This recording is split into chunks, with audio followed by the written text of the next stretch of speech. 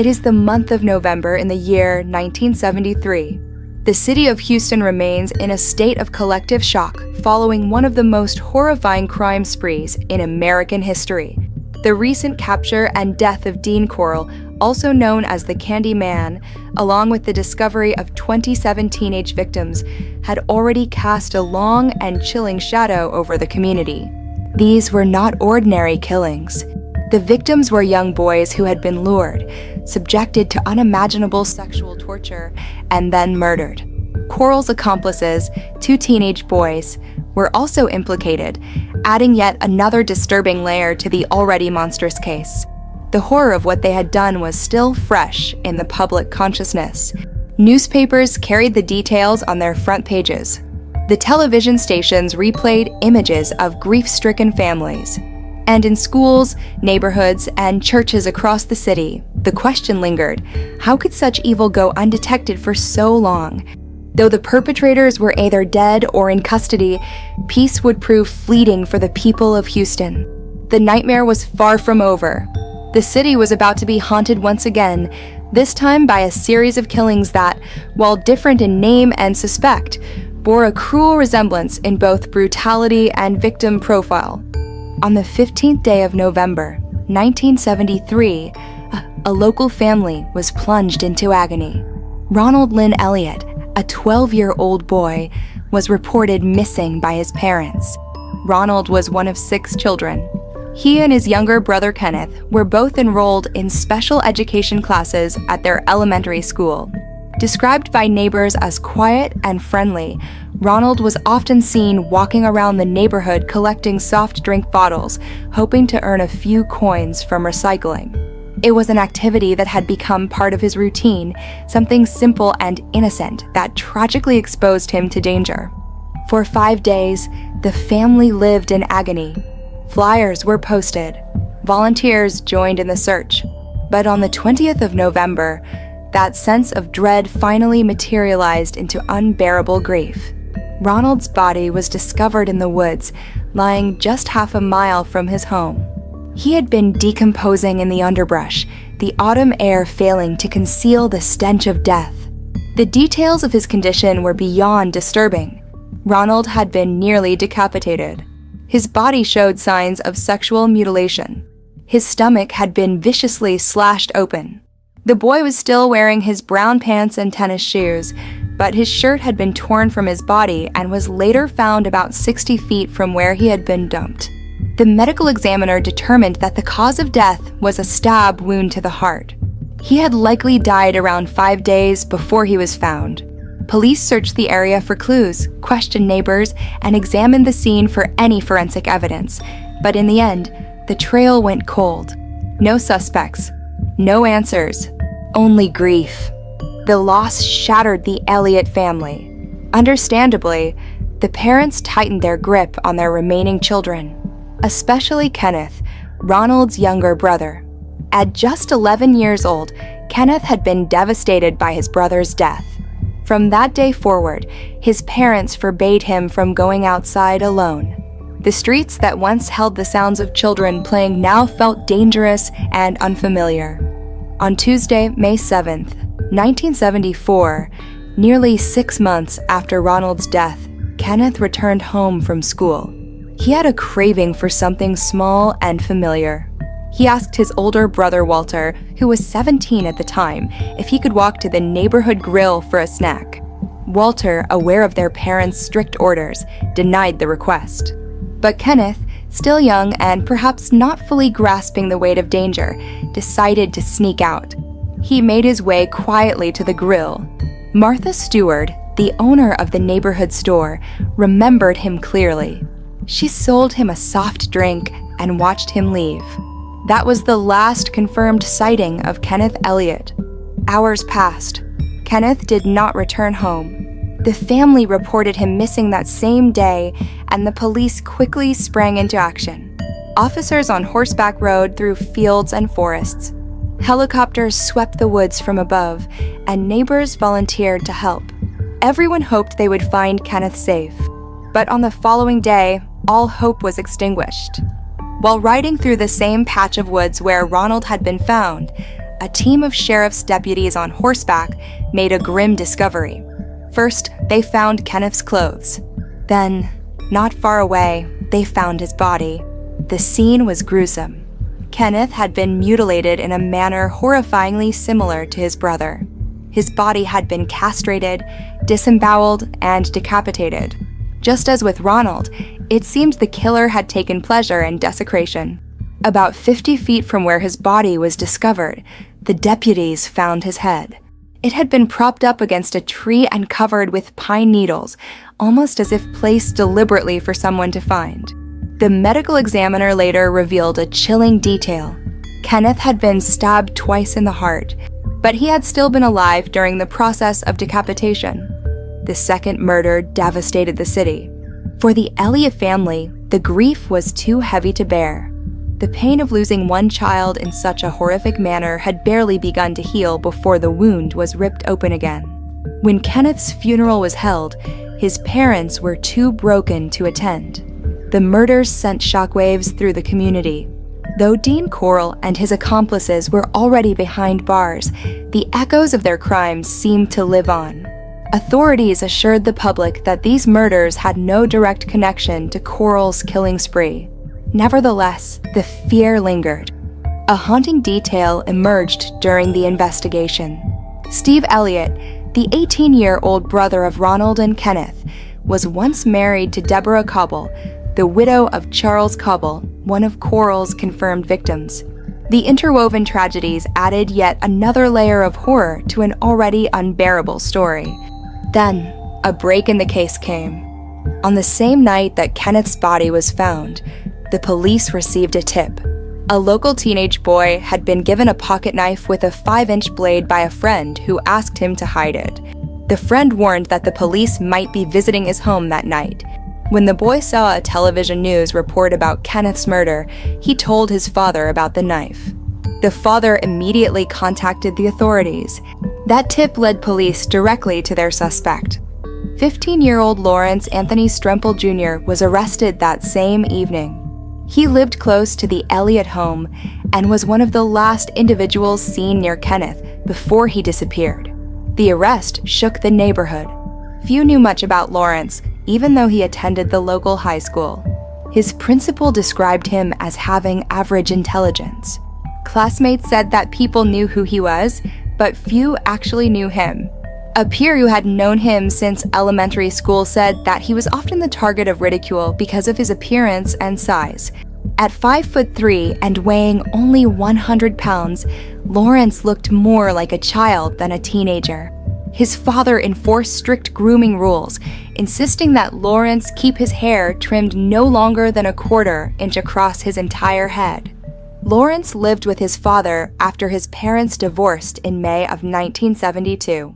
The court granted his father full custody. His other 4 siblings eventually went to live with their mother and her new husband.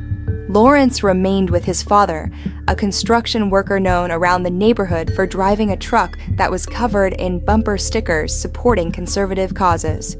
When reporters tried to question Lawrence's father outside the juvenile court hearing on May 7th, he erupted in anger, shouting curses at them. Lawrence's mother and stepfather also attended the hearing, though they refused to make any statements to the press. The court ordered that Lawrence be held for a minimum of 10 days, while officials decided whether he would be tried as an adult. If charged and convicted as an adult, he would face life in prison. If tried as a juvenile, he would only be held in a reform school until his 18th birthday, after which his criminal record would be wiped clean. The key piece of evidence the prosecution hoped to rely upon was a statement made by Lawrence during his arrest. In it, he had allegedly admitted to some degree of involvement. However, because he was a juvenile at the time, and the statement had been given without a lawyer present, the court ruled it inadmissible. Without the statement, the prosecution had no case. The judge ruled that Lawrence Stremple Jr. would be treated as a juvenile. He was sentenced to 2 years at the Mountain View State School. Upon turning 18, he would be released, and his record would be expunged. The decision sparked outrage across Houston. Parents demanded justice. The community struggled to comprehend how someone could commit such barbaric acts and receive what many saw as a slap on the wrist. Betty Elliott, the grieving mother of Ronald and Kenneth, voiced her anger. "There is no justice if he is turned loose," she said. Martin Elliott, the father, echoed her pain. "I would do anything to keep him off the streets. Something needs to be done," he told reporters. "It's too late for my sons. It's other people I'm worried about." From that moment on, Lawrence Anthony Strempel Jr. served his time quietly. And when he turned 18, he walked out of the reform school a free man, his past legally erased. The full truth of what drove him to commit such horrific acts may never be known. For the Elliott family, justice was never fully served. And for Houston, the memory of those dark days remains, a chilling reminder of how tragedy can sometimes strike the same family twice. When Lawrence Anthony Strempel Jr. walked out of Mountain View State School on the morning of his 18th birthday, there was no press conference, no cameras, no announcement. He was simply gone from the system, his record sealed as the law required. To those unfamiliar with the case, he was just another young man re-entering the world. But for those who remembered, especially the families of Ronald and Kenneth Elliott, the release felt like a second betrayal. The justice system had given them a brief hope that someone would pay for the loss of their sons. Instead, it handed their killer a fresh start. In the years that followed, Strempel faded into the shadows. No public records indicate where he went immediately after his release. There were whispers and rumors. Some said he left Texas altogether. Others claimed he had changed his name and moved north, perhaps to Oklahoma or Arkansas. But there was no official tracking once his sentence ended. As per juvenile justice law at the time, he was no longer under supervision. His crimes, at least in the eyes of the state, were erased. But for the Elliott family and the surrounding community, forgetting was never an option. Martin and Betty Elliott moved out of Houston a year after Kenneth's murder. Friends close to them said they could no longer bear to walk past the empty bedrooms or drive down the streets where their boys used to play. They settled in a smaller town 2 hours away, where they lived quietly and mostly kept to themselves. Betty never stopped speaking out when asked. In one rare interview years later, she told a local reporter, "I don't care how long it's been. He took my boys, both of them. I carry that pain every single day, and he gets to live like it never happened." Steve Elliott, the older brother, never fully recovered either. After losing Ronald and Kenneth, his life spiraled into a series of short-lived jobs, brushes with the law, and frequent relocations. The pain of losing his brothers, especially in such gruesome, public fashion, haunted him. For a time, he tried to stay connected with Deborah, his ex-wife, and the widow of Charles Cobble, one of Dean Corll's victims. The strange, shared tragedy between their families briefly bonded them again, but ultimately the weight of trauma proved too much. The community around the Elliott home also changed. Families who had once trusted their children to roam freely became hypervigilant. Parents kept their kids indoors. Stranger danger talks became a staple at every school. Local police began organizing community watch groups. The woods where the Elliott boys were found were eventually cleared, paved over in the 1980s for a small suburban development. No one who moved into the new home seemed to know the history. The city never installed a marker or a memorial. But those who had been there never forgot. In 1988, nearly 15 years after the murders, a retired Houston police officer named Carl Dominguez published a memoir detailing his years on the force. One chapter focused heavily on the Elliott case. He wrote about the frustration of watching the strongest piece of evidence, Strempel's confession, being tossed out of court. He described the sense of helplessness that came with knowing who had committed the crime, but being unable to do anything about it. Dominguez wrote, "I saw a family ripped apart twice, and I saw the law turn its back because of a technicality. I have no doubt in my mind that Lawrence Strempel killed those boys, but the law let him go." The book stirred brief, renewed interest in the case. Some readers began digging, trying to find out where Strempel had ended up. A few amateur sleuths even believed they had located him living under a new name in East Texas. But nothing ever came of it. No charges, no arrests, just speculation. Then, in the late 1990s, a troubling development surfaced. A former Mountain View State School employee, speaking anonymously to a reporter, claimed that during his time working at the facility, he had overheard disturbing conversations between Strempel and other juveniles. According to the source, Strempel bragged about getting away with it and even hinted at wanting to do it again once he was released. The report was never confirmed, and with Strempel long out of custody, there was little the state could do. Still, the claim cast a long shadow. Had he offended again? Were there other victims? No one could say for sure. Over the decades, the Elliott case became a cautionary tale in Houston legal circles. It was cited in training sessions about juvenile justice reform and how confessions without legal counsel were handled.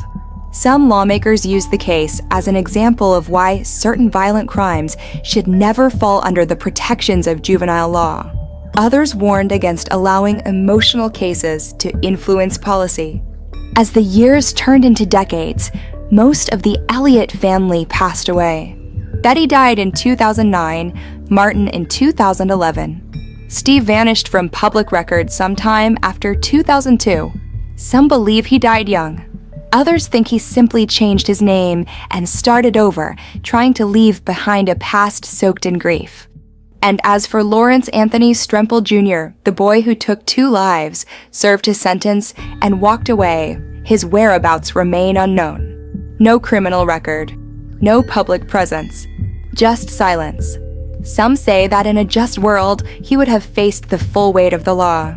Others argue that if the system gave him a second chance, then he should be allowed to live in peace. But for the people of Houston who remember those terrible days in 1973 and 1974, peace is something that never fully returned. Because sometimes, justice does not come in a courtroom. Sometimes it never comes at all.